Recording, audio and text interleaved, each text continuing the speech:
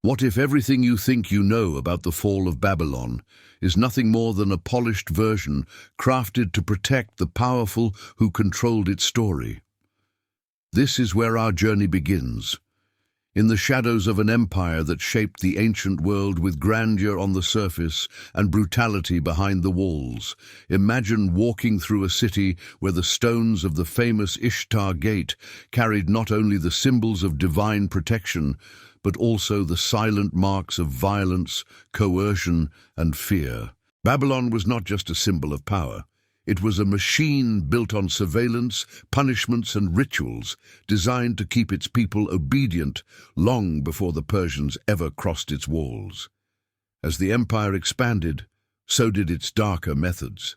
Behind the grandeur of its temples and the brilliance of its scholars, there existed a network of control that rarely appeared in official chronicles.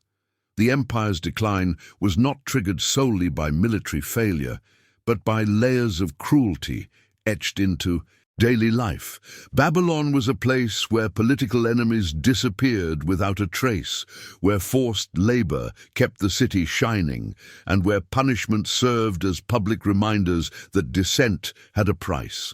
These practices were not recorded in the tablets preserved for future generations, yet their echoes shaped the final days of the empire. While historians often emphasize strategic errors or diplomatic failures, the truth buried beneath these interpretations exposes a different narrative. Babylon fell not only because of invading armies, but because it was already cracking from within. Many lived in constant fear, navigating a world where loyalty was demanded, not earned.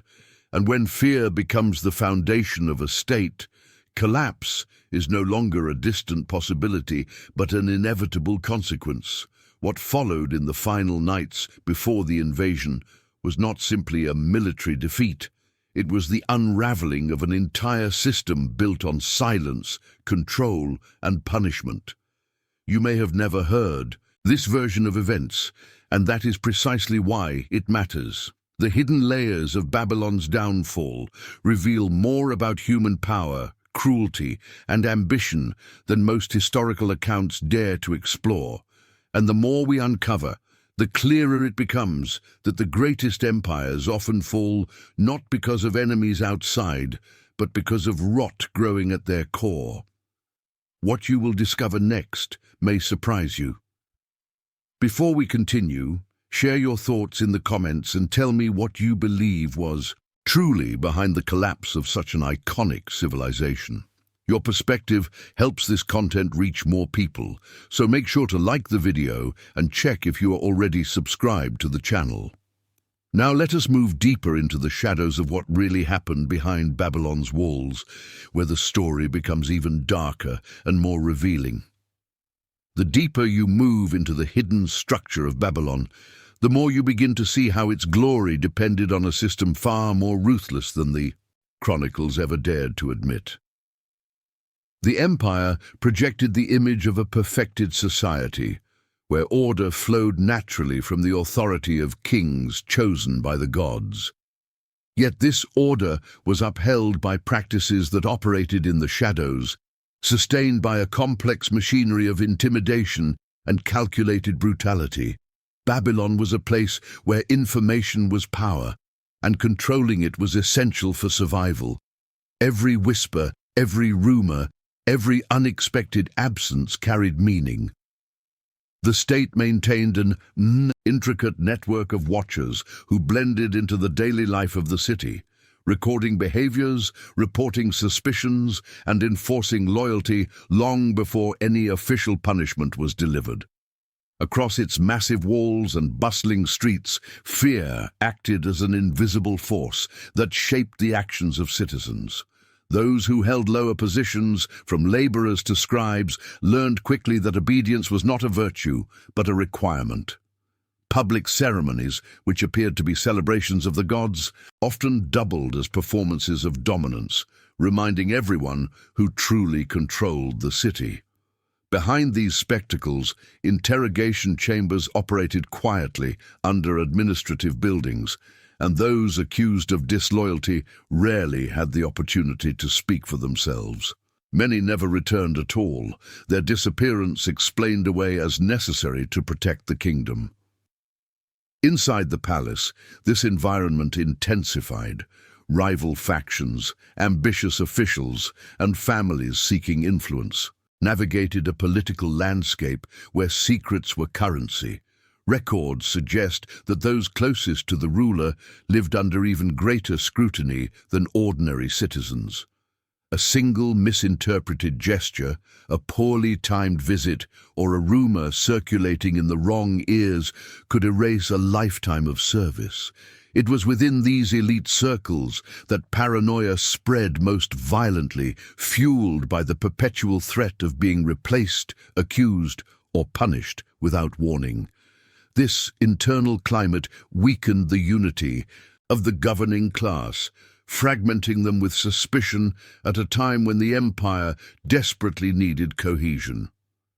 Beyond the wealth of the palaces, the city's labor force endured conditions that rarely appear in official inscriptions. While Babylon is often celebrated for its architectural achievements, the reality behind its construction was far more brutal. Forced laborers toiled for long hours under the watch of overseers who answered to no law beyond the demands of their superiors. The canals, ziggurats, and defensive structures that made the city powerful were built on the backs of men who knew resistance meant disappearance. Their suffering did not fit the narrative Babylon wanted to preserve for future generations, so it was simply excluded from the historical record. Even religious institutions, often imagined as sanctuaries of peace, were intertwined with this machinery. Temples collected offerings, but also served as centers of surveillance, where priests monitored not only spiritual behavior, but political loyalty. Prophecies and omens were interpreted in ways that maintained stability, even if that required manipulating public fears. Every aspect of life was woven into a system that rewarded silence and punished those who questioned its foundations. As the city approached its final years, this complex structure of control began to strain under its own weight. People learned to hide their resentment, to perform obedience without feeling it, to wait for the moment when Babylon's grip would finally weaken. And in that quiet tension, in that unspoken anticipation, the first fractures of collapse began to appear, signaling that the machinery holding the empire together was no longer functioning as its architects intended, setting the stage for what would come next. As the inner machinery of Babylon strained under its own contradictions, the first signs of collapse emerged, not through sudden chaos, but through subtle shifts that most chroniclers later chose to ignore. These were not the dramatic events preserved in clay tablets, but the quiet, corrosive forces working day after day beneath the surface. Those who lived inside the empire could sense the change long before any foreign army approached. Markets that once thrived began to feel uncertain, with prices fluctuating in ways that reflected the anxiety of a population losing trust in its own rulers. Merchants whispered about shortages, about caravans delayed for reasons no official dared to explain, about taxes that grew heavier even as the wealth of the palace continued to expand. The city's political core experienced a similar decay. Officials who once operated with strict discipline now hesitated, unsure of where true authority rested. Competing factions within the palace fought quietly for influence, using accusations of disloyalty as weapons to eliminate rivals. The once organized administrative system devolved into a patchwork of conflicting commands, each issued by those desperate to protect their own position. When leadership becomes fragmented, fear spreads faster than loyalty, and those responsible for maintaining order begin to prioritize survival over duty. This shift carved deep cracks into the empire's foundation, weakening it from the inside long before any external threat posed a real danger. Among the general population, resentment simmered. Forced laborers continued to build projects that no longer served a functional purpose, but were demanded merely to display the prestige of the ruling class. Families who had endured decades of oppression started to question whether submission would protect them any longer. Stories circulated about disappearances within the palace, about punishments handed out for reasons no one understood, about priests delivering omens that seemed increasingly manipulated. These whispered accounts revealed a truth that the official records refused to acknowledge. Morale had reached a breaking point, and the once mighty city had begun to lose its grip on the hearts of its own people. Religious life, which had once given Babylon a sense of unity and purpose, also shifted in tone. Rituals that had been celebrated for generations became hollow performances. Priests struggled to maintain authority as rumors of corruption spread among the lower classes. When the symbols of divine protection lose their power, people begin to see the empire not as a chosen kingdom of the gods, but as a structure of human ambition built on suffering. That change in perception marked a turning point. Babylon was no longer viewed as an unshakable force, but as a giant terrified of its own weaknesses. Even the celebrated military began to reveal signs of disarray. Soldiers tasked with guarding the city lacked the discipline they once possessed. Supplies were inconsistent, training had weakened, and corruption among commanders eroded the strength of the forces that once intimidated neighboring kingdoms. A military decays not only when outmatched by external enemies, but when internal instability reduces its sense of purpose. In Babylon, this decline spread quietly, unnoticed by many, until it was too late to reverse. Yet perhaps the most telling sign of the empire's internal collapse was the silence that settled over the city. Not a peaceful silence, but the tense, watchful stillness that arises when people sense change, but do not yet know its shape. They did not speak of rebellion, nor did they openly challenge authority. Instead, they waited, observing the widening cracks in the empire's facade, sensing that the structure holding Babylon together was no longer solid. And in that fragile moment, when trust had vanished and fear alone sustained obedience, the city was already collapsing from within, long before the night when its gates would finally open to forces waiting just beyond the horizon. As Babylon moved closer to its final collapse, the rituals that once unified the empire transformed into instruments of fear. These ceremonies were not the peaceful religious gatherings described in surviving inscriptions. They were spectacles of authority, carefully crafted to remind the population of the consequences of disobedience. In the final years, when the ruling class sensed the empire slipping from its grasp, these rituals grew darker, more violent, and more desperate. They were meant to reaffirm control, yet they exposed how fragile that control had become. People watched in tense silence as priests invoked the gods not with blessings, but with threats disguised as divine warnings. Every chant, every sacrifice, every procession carried an undercurrent of dread that spread through the city like smoke. Behind the doors of temple complexes, where only select individuals were allowed to enter, rituals took on an even more disturbing form. The priesthood, once respected for its knowledge, became entangled in the political paranoia gripping the palace. Individuals suspected of disloyalty or dissent could be summoned under the pretense of spiritual cleansing, only to face harsh interrogations or punishments disguised as religious necessity. Officially, these acts never occurred. The tablets recorded omens, blessings, and offerings. They did not mention the cries that echoed behind stone walls or the quiet disappearances of those who questioned the legitimacy of the ruling class. The rituals served another purpose as well. They created tension among the population by reinforcing the idea that misfortune was the result of collective failure.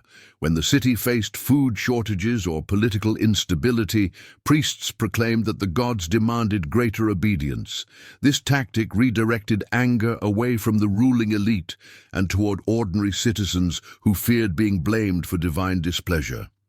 In this climate, communities turned inward, watching their neighbors for signs of disloyalty, participating in the rituals not out of devotion, but out of fear of what would happen if they refused. The psychological weight of these practices became another tool of control, one that eroded trust between citizens and replaced it with suspicion. As the empire weakened, these rituals intensified, becoming more theatrical in their brutality. Some accounts suggest that prisoners were displayed publicly to reinforce the power of the state during religious festivals. Others imply that offerings meant to honor the gods were accompanied by acts intended to humiliate those accused of treachery. Whether fully accurate or embellished by later sources, the existence of these stories illustrates how deeply violence was woven into the religious fabric of Babylon. It was not enough to rule with force. The rulers sought to sanctify their authority through fear, as if convincing the population that divine judgment awaited anyone who dared imagine an alternative future. Among the people, an unspoken understanding formed. They sensed that the rituals no longer reflected stability, but desperation. The louder the chants grew, the more aggressive the punishments became, the clearer it was that the empire was struggling to maintain its grip. Ordinary citizens learned to attend silently, to avoid drawing attention, to perform loyalty while hiding their own doubts. The rituals that once gave the city identity had become reminders of its decline, exposing the fragility of a system that could no longer inspire obedience through respect alone.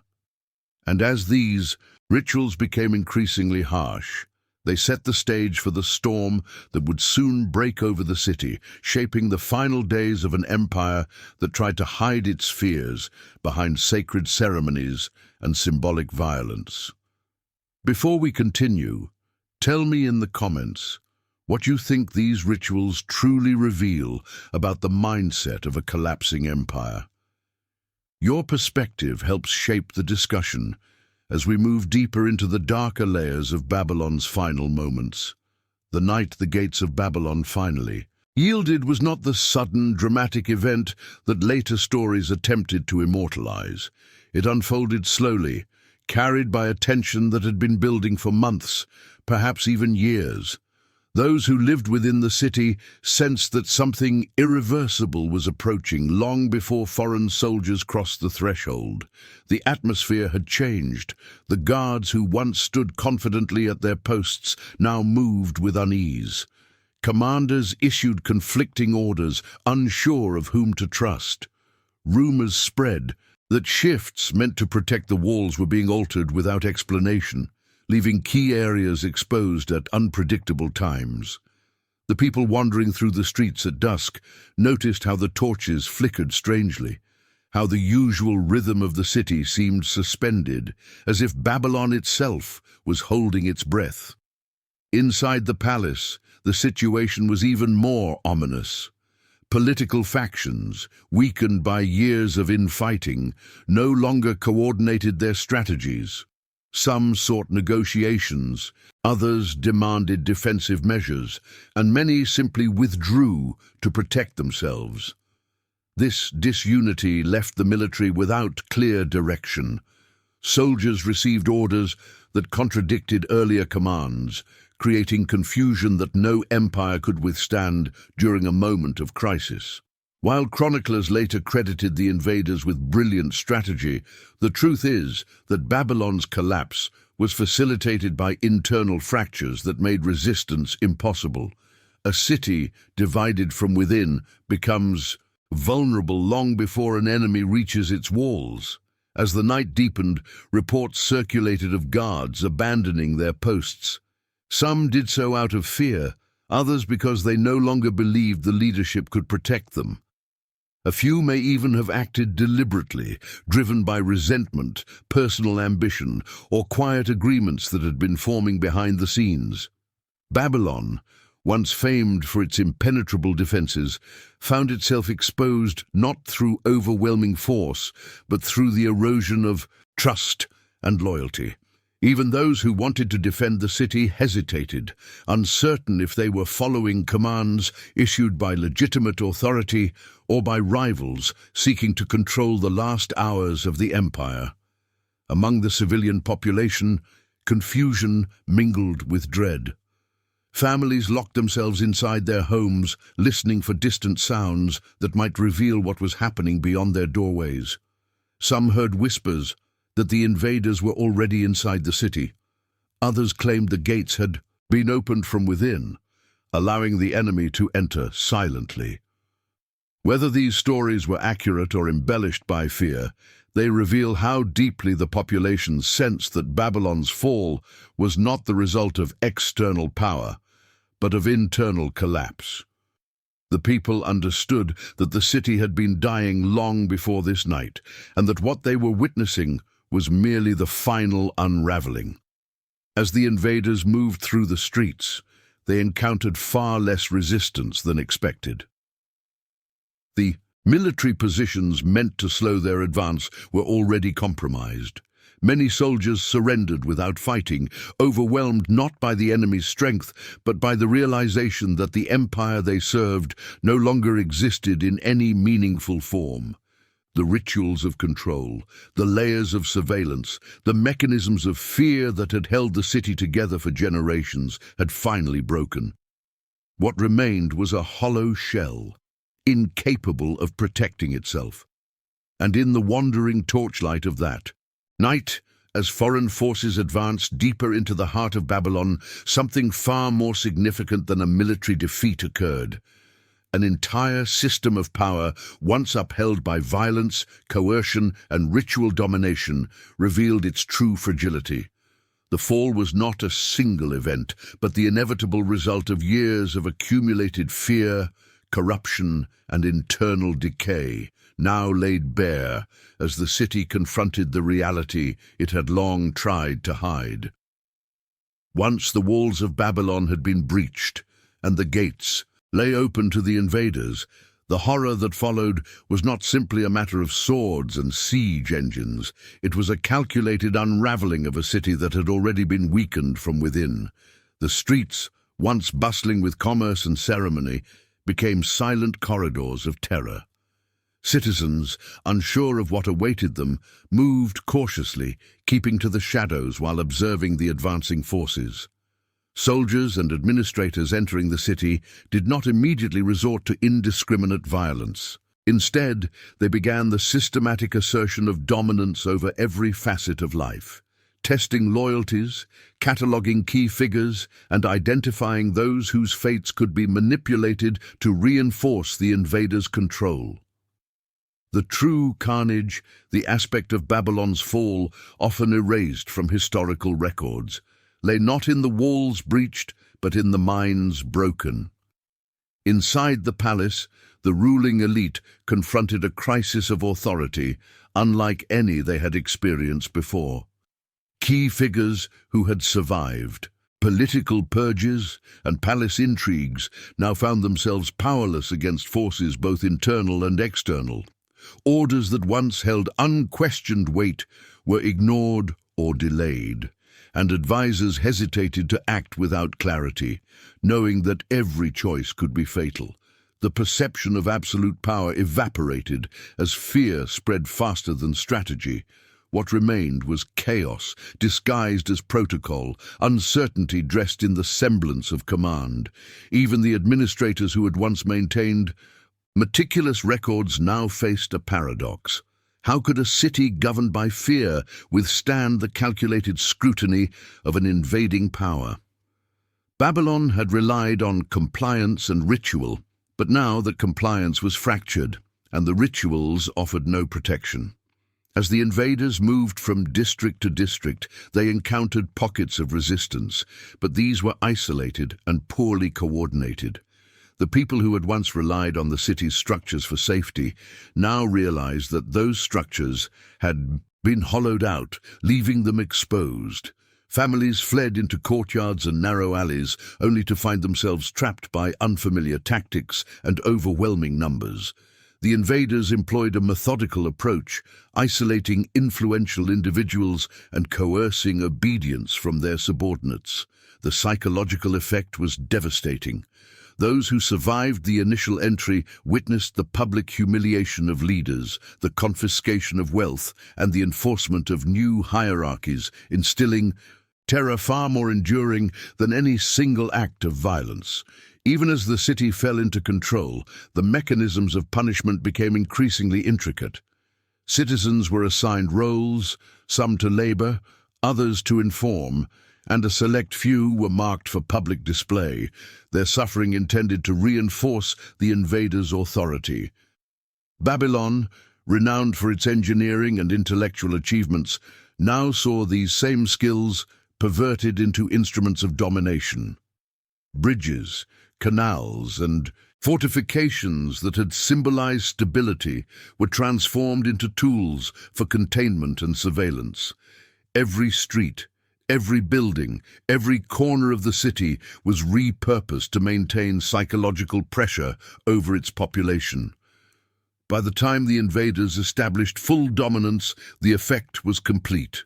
Babylon's citizens had been stripped of autonomy, their hierarchy inverted, and their routines controlled.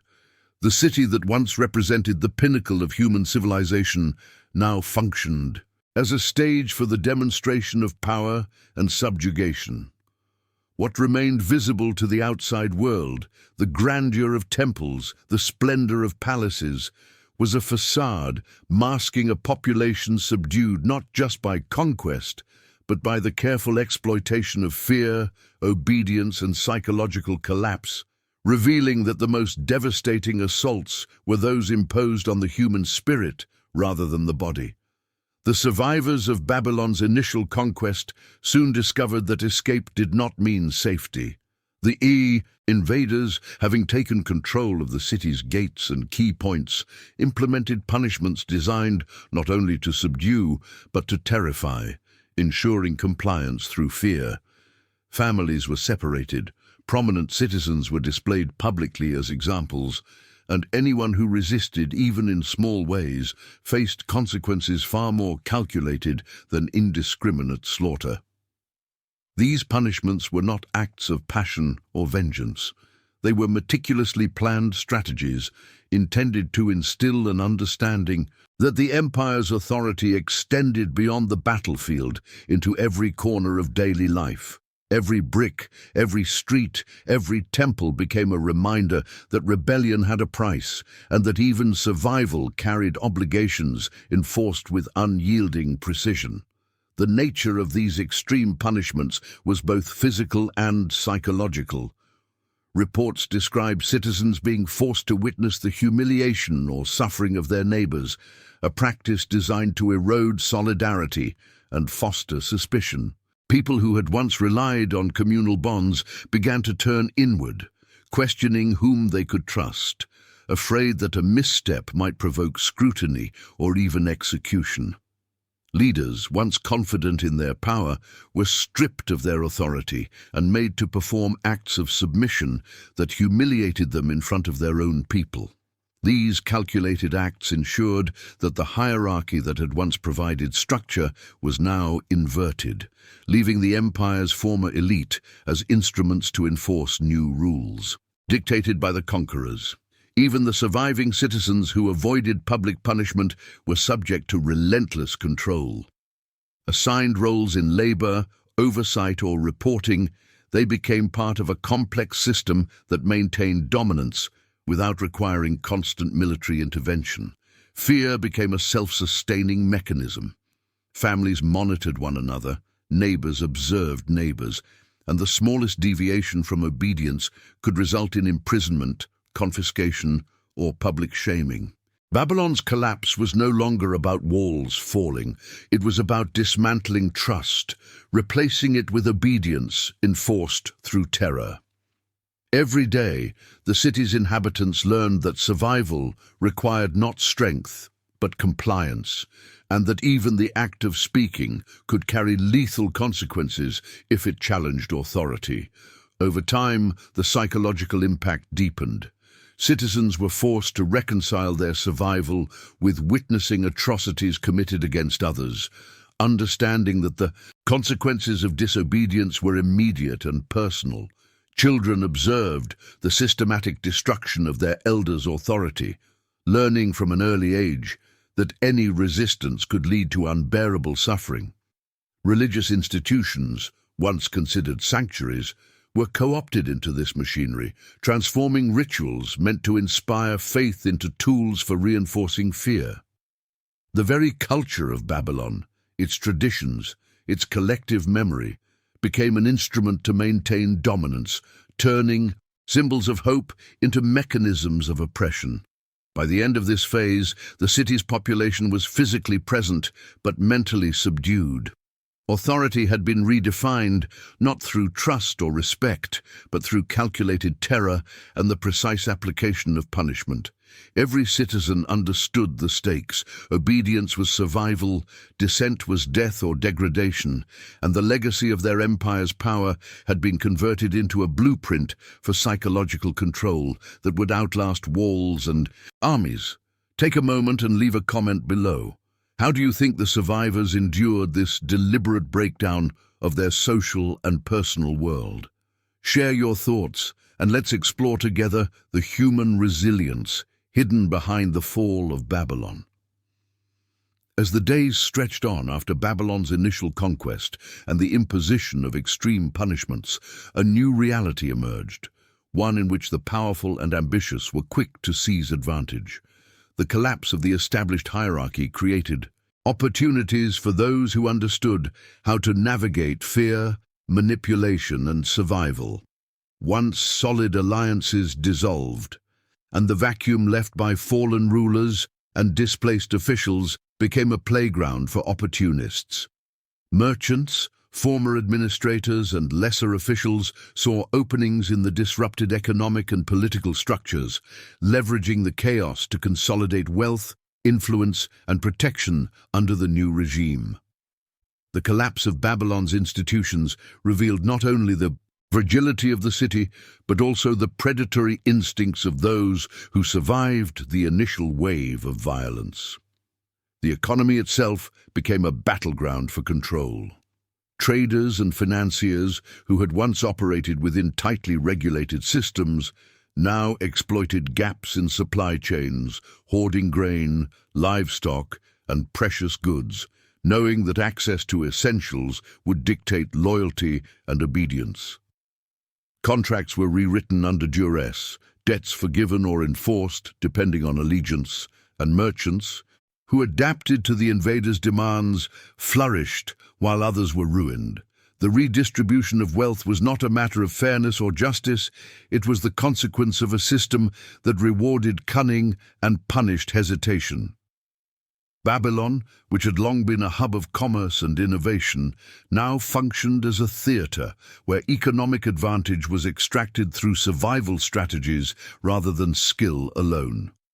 Political maneuvering became equally ruthless. Individuals with knowledge of the palace's inner workings or who held networks of influence were targeted first, either coerced into service or eliminated as potential threats. Those who could bend their loyalties to the new authority found themselves elevated, sometimes to positions that allowed them to oversee the very punishments that had terrorized their peers. Bureaucrats who had spent years maintaining records of citizens' lives now recorded allegiances, fears, and acts of submission, creating detailed dossiers that ensured the invaders could maintain psychological dominance without deploying armies at every corner. This meticulous documentation became a currency of power, enabling a new elite to emerge from the ruins of a once great city. Even religious leaders, previously seen as impartial mediators and moral guides, were drawn into these dynamics. Temples and priesthoods, stripped of the autonomy they had once enjoyed, became tools for controlling public perception. Rituals, ceremonies, and omens were manipulated to reward the compliant and punish those who hesitated. Priests who adapted to these new expectations gained protection and influence, while those who resisted were removed quietly, their disappearance leaving no trace. The convergence of fear, opportunity, and survival created a climate where morality was subordinate to advantage, and where understanding the rules of the invader became as important as one's own skill or knowledge. In this environment, power was not simply taken, it was performed, maintained through constant observation, intimidation, and the strategic use of resources. Those who flourished did so not because of nobility or strength, but because they could navigate the new social, political, and economic landscape with precision. Babylon's collapse exposed the extent to which human ambition thrives in chaos, and how quickly the survivors of one system can adapt to exploit the vulnerabilities left by its destruction. And as these new power structures solidified, they prepared the stage for the final acts of control and the systematic erasure of the city's remaining identity, ensuring that even in ruin, Babylon would serve as a lesson in both terror and opportunity. As the dust settled over Babylon, the invaders completed the systematic erasure of the city's legacy, ensuring that much of what remained would serve only their narrative. Administrative records, once rich with details of trade, diplomacy, and governance, were altered or destroyed.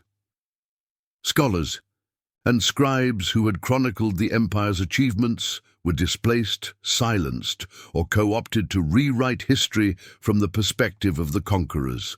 Temples, libraries, and archives, symbols of intellectual and cultural continuity, were stripped of their wealth and knowledge, leaving only fragments to survive through oral traditions or secret preservation. This deliberate erasure did not merely dismantle a government, it erased collective memory, replacing the city's rich past with a version filtered through the lens of conquest and control. Among the surviving populace, the consequences were profound. Individuals who had witnessed atrocities, endured forced labor, or survived punishments were haunted by the knowledge that their experiences would vanish from official accounts. Their stories, the most authentic accounts of the city's fall, became whispers among families and communities, retold cautiously for fear of attracting attention from occupying authorities. Generations grew up knowing only the curated history presented by those in power, while the true scale of Babylon's collapse, the coercion, the psychological warfare, and the targeted annihilation of its citizens, was hidden behind carefully constructed narratives. In effect, the conquerors controlled not only the present, but also the memory of the past. The city itself became a tool for reinforcing these narratives. Iconic structures like the great ziggurats and monumental gates remained, visually impressive, but their functions and histories were reframed. Symbols that had once represented divine authority or civic pride were repurposed to validate the conqueror's supremacy. Public spaces, temples and palaces were renamed, inscriptions recarved, and monuments reoriented, signaling to all who remained that the old order had been replaced. Babylon's physical presence persisted, yet its identity, its stories, and the truths of its people's suffering were systematically erased. Walking through the streets, it would have been impossible to know which accounts were authentic and which were manufactured to justify control. Even the distribution of survivors was part of this strategy. Many citizens were resettled in distant regions, assimilated into other communities, or assigned roles that removed them from the city's historical narrative. By scattering the population and altering their social structures, the conquerors ensured that collective memory could not coalesce into resistance or preserve the authentic history of Babylon's fall. Those who remained became both witnesses and instruments, living reminders of compliance enforced through fear. Knowledge, once freely shared among a citizenry, was now controlled, manipulated and weaponized to consolidate authority and prevent any resurgence of civic identity. Through these methods, the invaders created a city that was both alive and dead. Babylon stood as a physical monument, yet its culture, its political integrity, and the lived experiences of its people had been rewritten, obscured, and in many cases obliterated. The atrocities, the coercion, and the psychological manipulation that defined its final days were hidden beneath layers of imposed narratives. This deliberate obfuscation ensured that even as historians later studied Babylon, they would encounter only fragments of truth, carefully selected by those who sought to shape memory as meticulously as they had shaped the city itself. The real story, the one that exposes the full horror of its fall, remained buried, waiting for those willing to uncover what history deliberately hid. In the aftermath of Babylon's devastation, the city's streets, temples and palaces were left as silent witnesses to an empire that had been dismantled piece by piece. What remains visible today, the grandeur, the monuments, the traces of canals and walls, belies the reality of systematic destruction, psychological manipulation, and calculated terror that had brought it to its knees. The conquerors not only defeated an army, they dismantled civic structures, erased cultural memory, and redefined authority through fear. Survivors, scattered and silenced, carried with them the stories that official records never dared to include. These tales, whispered in private, speak of the invisible machinery that governed life and death, of punishments designed to humiliate and control, and of the ways in which an empire could dominate not just territory, but the very psyche of its citizens. The full horror of Babylon's fall is not confined to its gates or its walls. It is embedded in the meticulous strategies that ensured obedience and submission. Families were torn apart, political leaders coerced, and cultural institutions co-opted to maintain domination. Knowledge itself became a weapon, libraries looted, records rewritten, and histories erased.